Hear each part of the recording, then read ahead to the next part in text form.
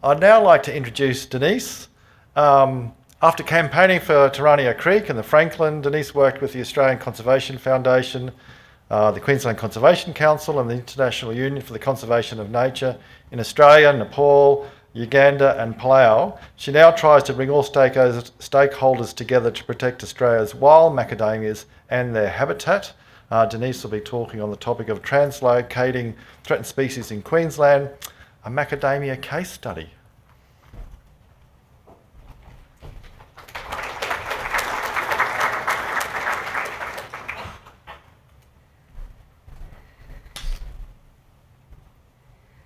Morning, everyone.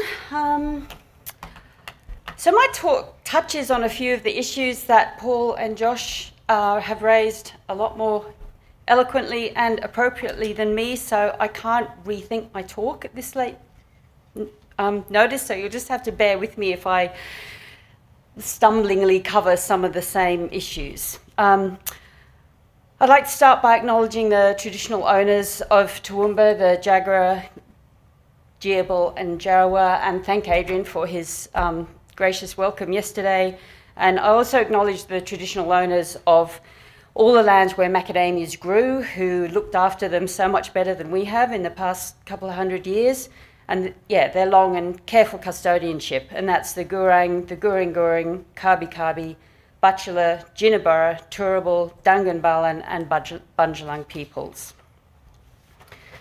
So my basic premise for my talk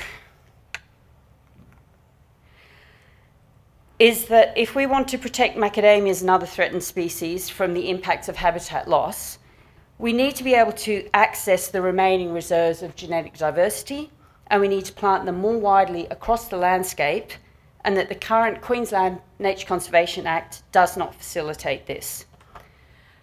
But if we're going to amend legislation, should we do some more fundamental thinking about our approach to species conservation? Might we need to unpack the false dichotomy between wild species that exist separately from humans and cultivated species that can be exploited by humans? It's a dichotomy based on an assumption that First Nations people had no impact on the landscape they inhabited or the species they used, and that the best way for today's Australians to feed themselves is from intensively farmed, largely exotic species, while native species are locked away in protected areas. To protect Australia's biodiversity into a future of population growth and global warming, we need to learn from First Nations experience to develop a much more sophisticated approach that can incorporate both protection and a reciprocal relationship with all species, an approach that enables the protection of threatened species while recognising that using species is not necessarily incompatible with them surviving and thriving. So for some context, macadamias grow along a very short area of the Queensland coast, Australia's coast. So here in Toowoomba, we're too far west and too high for macadamias. An easy way to think of their habitat is as expensive real estate. They like being within 50 kilometres of the Pacific coast on the easternmost stretch, not too hot, not too cold. And although fossil evidence has macadamia ancestors as far afield as Western Australia and New Zealand, their habitat contracted massively as Australia dried out. There are now 4 species. We have the critically endangered Macadamia jansenii, the little green dot right at the top in Bullberrin National Park, just a couple of kilometres of one creek line, and then a 200-kilometre gap between Macadamia integrifolia, or bopple nut, which starts at Mount Bopple and goes down to the Queensland border. Then we have Macadamia ternifolia that overlaps with integrifolia around the Sunshine Coast, and Macadamia tetraphylla, which again overlaps in the Gold Coast hinterland and extends down to the Richmond River. And integrifolia and tetraphylla are the 2 species that have been commercialised. And all the species are vulnerable, with jansenii being critically endangered. So let's consider the extent of macadamia habitat under the management of Australia's First Nations people, compared with the habitat that remains after fewer than 200 years of occupation. In that time, 80 to 95% of the forest has been cleared. And we've not bothered to learn much about what existed in these forests from the people who lived with them for thousands of years. We go and do our own surveys, we do amazing research, but we don't ask the people who have developed that knowledge over tens of thousands of years. If we look at potential habitat from a regional ecosystem perspective, we can see how the suitable forested habitat area has contracted from the green areas to the pink, and the areas where macadamias have actually been circled are the highlighted in purple. So from a conservation perspective, what we basically want to do is to be able to protect and expand the purple and pink bits and allow trees in these areas to cross-pollinate across the green areas so that they maintain their ability to evolve. For these cross-pollination stepping stones, we need suitable planting stock. And for macadamias, as for many other native species that we're now planting across the landscape, we need to think about the genotypes that we're preferencing when we plant things. So this brings us to an elephant in the room. Fundamentally, it's not fair for macadamias and other species to be grown commercially without the free, prior and informed consent and access and benefit sharing with First Nations people. In an unusually short space of time, and weirdly via Hawaii, macadamias have become a global horticultural crop. And this has a number of implications that make macadamias a useful case study. We all know that humans aren't the only species that interact to encourage desired traits in other species. Think ants and aphids, wasps and figs. So many interactions, sometimes mutually beneficial and sometimes not. But humans have really ramped up the rate at which we manipulate other species for our own ends, often at the expense of genetic diversity. Breeding for desired traits and mass planting of selected varieties can lead to a greater susceptibility to pests and diseases, and this is true across many of the species that we use for timber, landscaping, garden, fibre, as well as food. We know a lot about the impact that this might have on macadamias precisely because they are the wild relatives of a successful food crop. And this knowledge might help us manage the impacts on other species such as lomandra, syzygium species, the timber trees, the river red gum that Patrick talked about yesterday, tea tree, finger limes, native bees, all those species that we're starting to use as well as have them exist in the landscape. Anything that we find useful, we tend to select for what we think is most useful and plant that in preference. And I think we need to think this through a lot more carefully and manage its potential impact. Internationally, there's a recognition that using species from land that other people have been taken care of is stealing. And the Nagoya Protocol is an international agreement to address the needs to share benefits arising from the use of genetic resources in a fair and equitable way. It also covers traditional knowledge associated with genetic resources that are covered by the Convention on Biological Diversity and the benefits arising from that traditional knowledge. So this is a situation that needs to be addressed for macadamias and finger limes and all those Australian species that First Nations peoples have learnt about and nurtured over many thousands of years. Australia signed up to the Nagoya Protocol in 2012, but it's done little to ratify it, and I'll come back to this a little later. So what has been the impact of selective breeding of macadamias? Let's look at an area of the Sunshine Coast as an example, from about Yandina and Coolum in the south up to just part north of Gympie.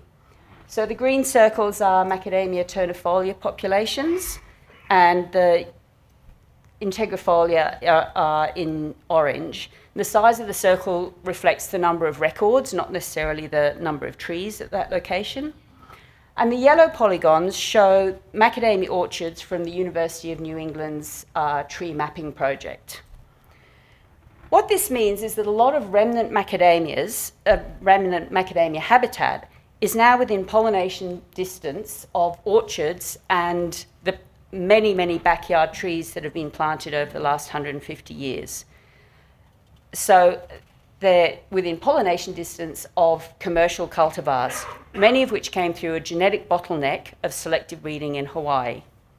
So if we collect propagative material from any random macadamia, we can't be sure, specifically seeds, if we collect seeds from random macadamias, we can't be sure who the pollen parent is. Thanks to two of the few research projects on wild macadamias, we know that Macadamia integrifolia can have pollen parents from up to 2.8 kilometres away, and under wild Macadamia tetraphylla, with orchards next to them, up to 20% of the seedlings were not pure Macadamia tetraphylla. If we want to maintain the macadamia genetic diversity that we have left, we need to be able to source diverse planting stock. Thanks to the wonderful work on population structure of wild macadamias by Dr. Kathy Nock, we have a pretty good indication of which sample populations are likely to represent original genetic material, at least for two of the species. As you guessed it, the largest remnant populations tend to be in protected areas. So to recap, we know where the trees are. What we would like to do is to grow a selection of the remaining diversity, and the surest way to do this is to propagate from cuttings to conserve the full suite of DNA. Then we can keep planting these diverse trees into the landscape to help the full genetic diversity persist across macadamia habitat. Unfortunately, growing macadamias from cuttings is possible, but it's not easy. It takes time and skill and the use of raised and heated growing beds. Growing seedlings is much easier, but unless we can test each seedling, we don't know who the pollen parents are, which is why we're committed to growing them from cuttings. Now back to that dichotomy between protection and exploitation, and I want to give some history to show that there have always been some people thinking about conservation, even though our approach has changed over time. Walter Hill was the first curator of the Brisbane Botanic Gardens. I feel like he would have been right at home at this conference. He lobbied to protect Queensland's forests from clearing, and specifically for macadamia and bunya pines not to be cut down because of their importance as a food resource for First Nations people. He also planted the oldest known macadamia in the Brisbane Botanic Gardens in 1858. It's still there. It's a fantastic tree. I recommend you going to visit it. Tragically, it took over 80 years for his suggestion of forest reserves to actually get any legislative teeth. Think of what we lost in that time. On the other hand, he enthusiastically sent macadamias all across the world, and he probably introduced species into Australia that turned out to be troublesome weeds. But who amongst us cannot think of something we did in good faith that has turned out to be a bad idea?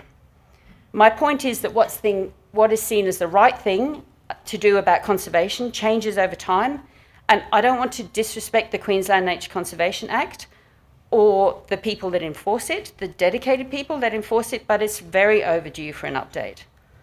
As we commercialise species, we're preferencing some DNA at the expense of others, without thinking of the consequences.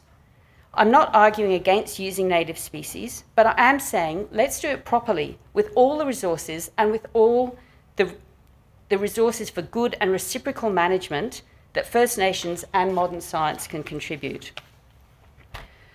So from my reading, the species protection provisions of the Queensland Nature Conservation Act were written to stop exploitation of fauna species, and they've been awkwardly modified to include flora with some specific provisions for things like orchids.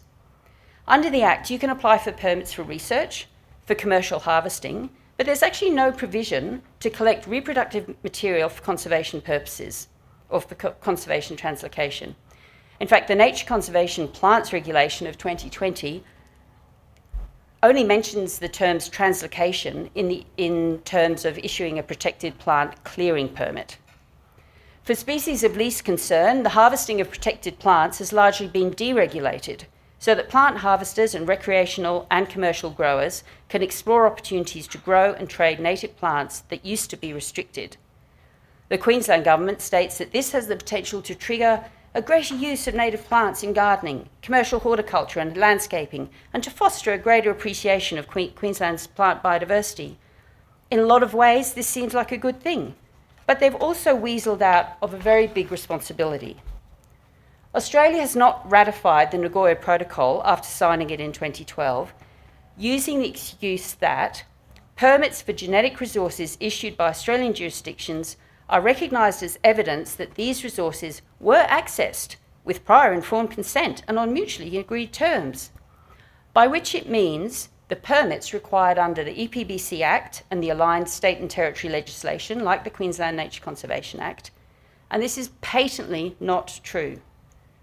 What it also means is that the responsibility for working out challenging issues of free, prior and informed consent and access and benefit sharing has been kicked down the line to people who either have few resources, few relevant skills, or both to try to work out. And the danger is that it becomes a tick and flick exercise and/or actively discourages conservation activities while enabling commercial exploitation. So this is what I meant by some more fundamental thinking about species conservation. Do we want to lock them away as a museum of diversity while we fulfil our needs for food and fibre from species not from Australia? Or do we want to negotiate with the people who were sustained by Australia's flora and fauna for millennia to grow as many Australian species as we can for eating, gardening, building, wearing, enjoying? And if we negotiate to use them with free, prior and informed consent and on mutually agreed terms, how do we manage humans' ramped up ability to selectively breed for desired traits so that we don't lose the genetic diversity that surely is an inheritance that we all want to pass on to future generations? These are the kind of issues that could be the nuts and bolts of treaty negotiations.